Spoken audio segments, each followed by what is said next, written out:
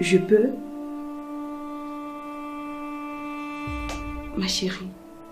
Tu es déjà là.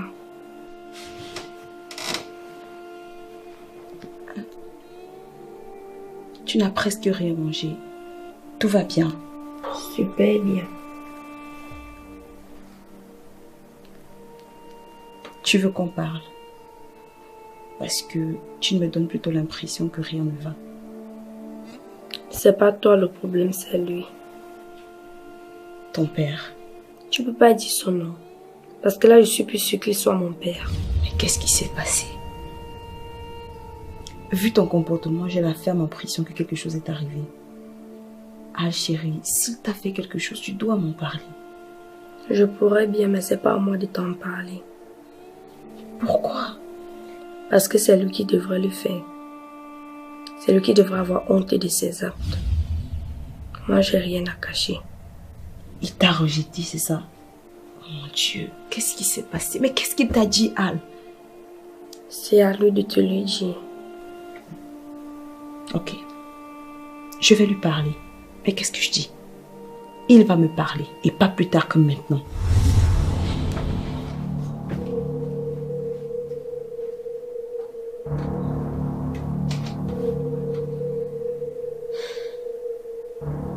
Mon propre père.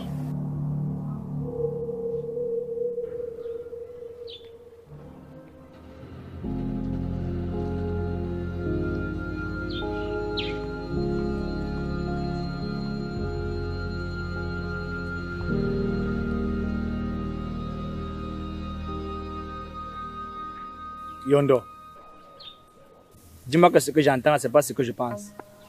Je n'avais pas le choix, mon frère. J'étais englouti par la peur, l'angoisse. Et Paula ne voulait plus être en contact. Donc pour moi, c'était la seule chose que je pouvais faire pour sauver ma vie.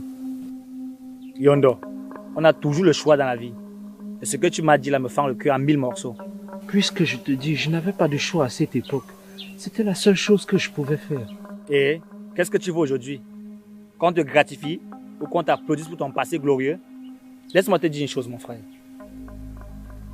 Un enfant n'est pas une porte qu'on ouvre et on referme quand on veut, selon ses humeurs. Un proverbe dit que même un arbre tordu donne de l'homme. C'est vrai, avant tu étais jeune et inconscient, mais tu restais son père. Je sais, Conan, je sais. Tu sais. Et tu sais quoi encore? Hein? Quand on crache en l'air, ça finit toujours par retomber sur notre visage. Regarde-toi aujourd'hui. Je vais finir par réparer tout ça. Réparer. Tu peux réparer un verre cassé? Non. L'eau n'entrera plus à l'intérieur comme avant.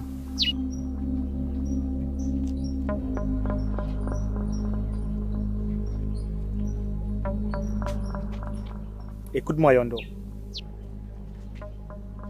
Tu ne me dois pas des excuses à moi, mais à Al, ta fille, et Simon, ta femme. Elle me déteste déjà. Avec raison, mon frère. Mieux vaut une vérité amère qu'un mensonge sucré. Sinon, tu vas te trouver au milieu d'un vide, sans ta femme, sans ta fille. C'est ce que tu veux?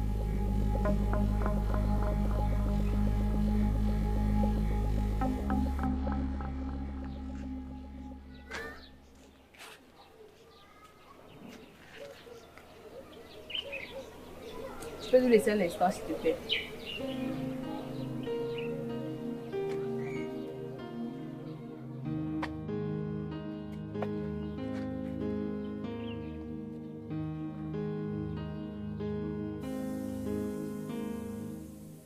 Pas après, pas demain. C'est maintenant que je veux savoir ce que tu as fait à Al. Mon amour est... Il n'y a pas de mon amour qui tienne. Qu'est-ce que tu as fait à cet enfant pour qu'elle rentre avec les yeux remplis de colère et la bouche cousue par la honte? J'étais très jeune, Simone. Je ne savais pas quoi faire. J'étais complètement déboussolé et... Et tu l'as abandonné, c'est ça?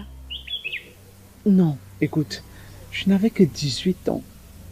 Et mes parents menaçaient de ne plus payer mon école si jamais cette histoire était vraie. Et tu as choisi de la rejeter. Et c'est comme ça qu'elle se sent actuellement. Comme un enfant rejeté. Et qu'est-ce que toi tu fais pendant tout ce temps? Tu te caches.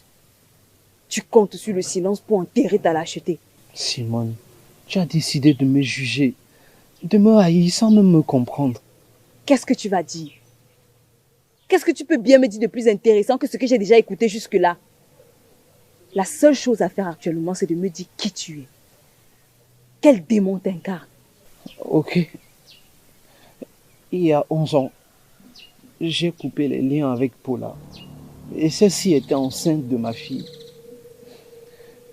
Je l'ai clairement laissée tomber.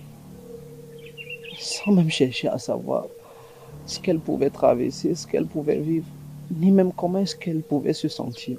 Quoi? C'est donc vrai?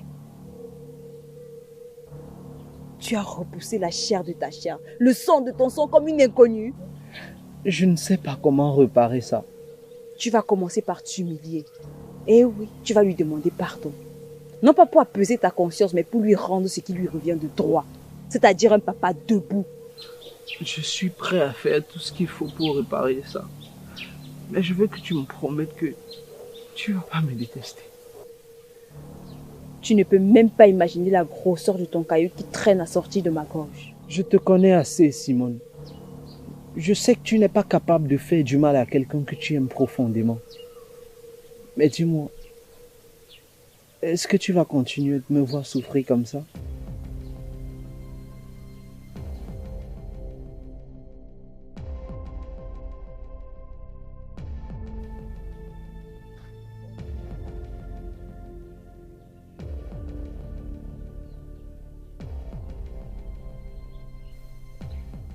Paula, Ah, le fidèle soldat de Yondo. On t'a envoyé aussi pour me surveiller. je veux comprendre pourquoi tu reviens foutre le bordel et mettre le feu chez Yondo après 11 ans. Je ne suis pas revenu pour Yondo. Je suis revenu pour ma fille. Elle a droit à la vérité. Et tu penses que c'est en la balançant comme ça, comme une bombe, que c'est le bon moment? Le bon moment, ça sera quand? Quand elle aura 40 ans. Quand Yondo aura déjà inventé une version édulcorée pour la raconter à ses petits-fils. Non.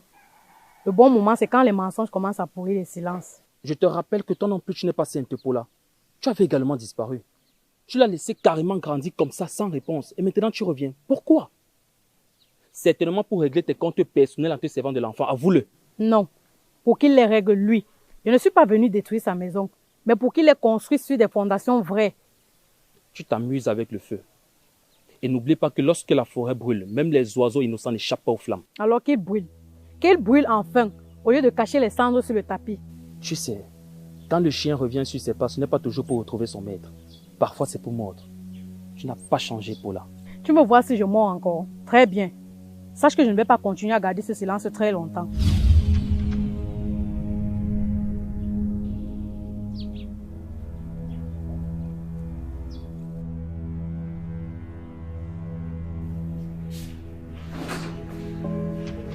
Alice, s'il te plaît. Lâche-moi! Ah, attends. Qu'est-ce qu'il y a? Qu'est-ce que j'attends?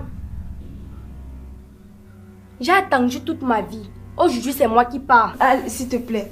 Maman, je t'aime beaucoup. Mais je dois respirer. Ici, ça pue le passé. Un passé horrible. Non, chérie, tu peux pas dire ça. Je t'aime tellement. S'il te plaît, reste. Donne-moi une dernière chance. Une chance. Tu en as eu 1000, mais tu les as toutes piétinées. Aujourd'hui, tu rames. Sache que ta tristesse ne me dit rien, papa. Non. Je sais que tu es un démon dans la peau d'un ange. Je suis désolé, ma petite maman.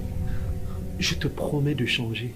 Tu sais, je ne t'aime même pas, papa. C'est juste que j'ai appris à vivre sans toi et aujourd'hui, j'en fais un choix. Non, tu ne peux pas dire ça. Moi, je t'aime. L'amour ne suffit pas, papa.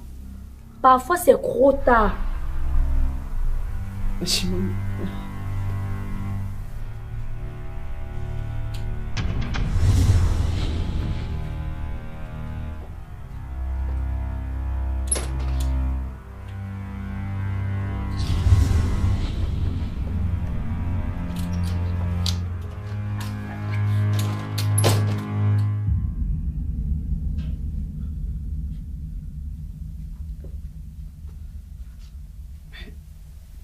Dis-moi, qu'est-ce que tu fais ici? Et Paula?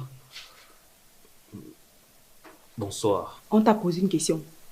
Qu'est-ce que tu fais avec elle et qu'est-ce que vous êtes venu faire chez nous? Ça suffit. Je ne vais plus me taire.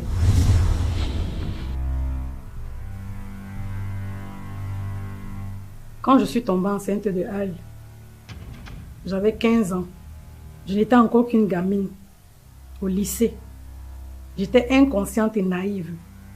Mais toi, tu en avais déjà 18. Tu étais un peu plus grand, un peu plus mature. Tu avais déjà mieux gagné en expérience de vie. Tu aurais pu me soutenir et dire, ça va aller, on va s'en sortir. Tu aurais pu me soulever. Mais au lieu de ça, ce que tu m'as sorti, c'est, faut que tu retires ça. Et moi, j'ai voulu. J'ai vraiment voulu. Au dernier moment, je n'ai pas pu parce que ce n'était pas ça. C'était elle, c'était Ali. Et quand je suis venue te dire que je garderais cet enfant, tu m'as claqué la porte au nez. Tu as disparu comme un lâche. Tu m'as abandonnée seule, gamine, avec la honte comme seul bagage. Alors non, je ne suis pas venue détruire ta maison. Mais je suis venue pour libérer Ali de ce mensonge. Elle a le droit de savoir d'où elle vient, même si c'est d'une faute, même si c'est d'une trahison. Tu l'as poussée à avorter alors qu'elle n'avait que 15 ans. Tu as osé faire ça.